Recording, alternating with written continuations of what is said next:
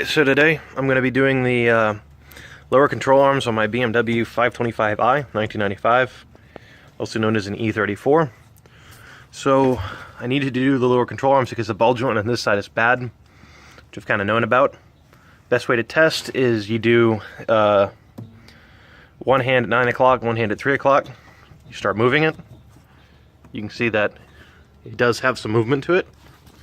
And whenever I did check to see what component was bad, it was the lower ball joint. I don't know if you can see that movement on camera,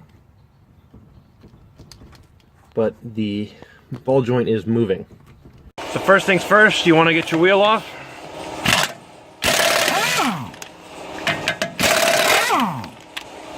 So without the wheel there, you get a general idea of what we got to do. So this piece here is held in by 3 bolts up here.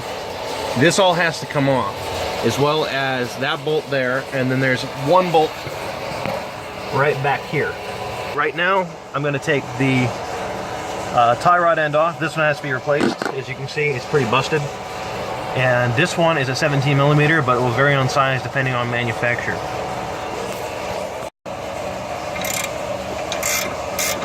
So next step is getting your ball joint or tie rod fork, and you also need either a decent hammer. I have a 4-pound sledge, and it definitely does the job. So it's just simply using it to remove the tie rod end, which is hard to do while holding a camera, but doable.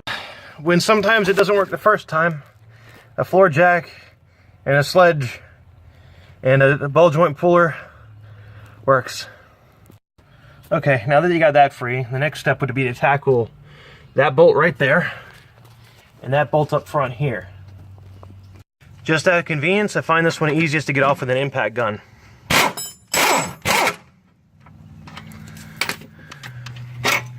Right like that. So the best way to do this one, since you have some space limitations, is to use a 22 millimeter short socket, probably a 1/2 inch drive, and a 22 millimeter wrench, and just do your best trying to break it free. All right, now this one is broken free. And just simply remove it. Pull that bolt out of there. The arm will simply just pop right out of its cradle. And then this arm that we did earlier, maybe a little bit of force, will also come out. It might take a little bit more wiggling. As I stop filming, it pops right out, no problem. Now taking a better look at it, you can see that this arm is very far gone.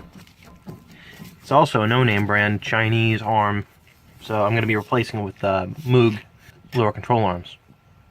Alright, so the only thing left now to do is remove the 3 bolts right here. Best way I found to do is use a impact gun if you can. If not, then 19 millimeter wrench will do. You got your 3 bolts out. There should be really nothing holding this onto the car anymore, other than the upper control arm being stuck on the sway bar. So you're probably going to have to lift this whole assembly over the sway bar, like so, to get it out. And this is what you have left. The assembly out of the car, it's much easier to get to the lower ball joint.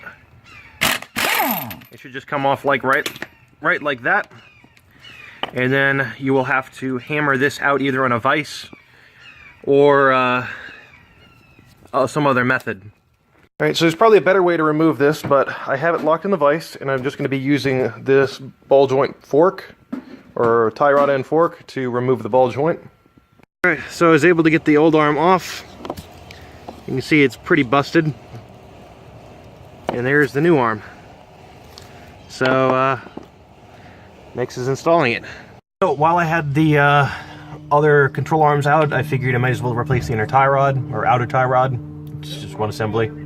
The way I did it was I had to crank the wheel all the way to the passenger side, and then I was able to get my ball joint or tie rod fork in there without hitting the top arm up there, and then I was able to get it out that way. So now that I have them out, you can see how much damage there was on this one and this one. And I have my new tie rod right here. I sized it up by eye. I'm going to measure it as well from the ends, the ball joint ends. And I have them set up, so I'm going to do a quick measurement, but I have them kind of eyeballed right now. And then from there, it's ready to go back on the car. So now that I got my tie rod out, I went ahead and buzzed this one on. Looks good. Just made sure when I did it that I pushed this all the way down, and then I was able to get this all the way tight, and it's not going anywhere, so now it's ready to go on the car. Okay, now that you got your bolts in, I got a new one there, and I got the old one back in there. I went ahead and reinstalled the control arms.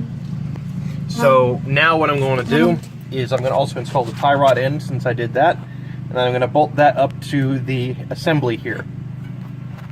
So I'll go ahead and put on the tie rod though while I'm at it. Alright, I went ahead and took my 17 and I tightened the control arm down pretty snugly so it's not going to go anywhere. And I'm going to go ahead and do that for the other side as well.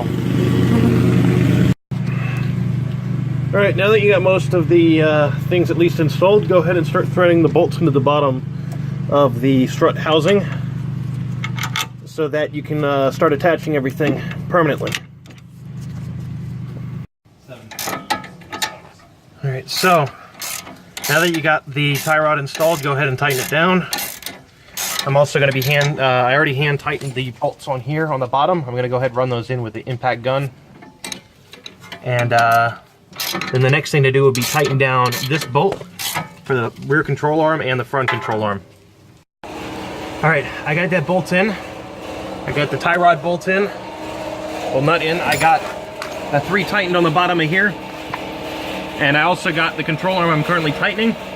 So the last step to this whole thing, after you put on the wheel and tighten that down, is jack the car up but lower it onto something to support the wheels, but have enough room where you can do a final tightening of that bolt and that control arm bolt on the ground. That way you don't put too much strain on the bushings whenever you're driving.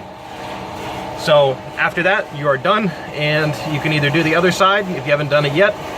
Otherwise, you're good to go.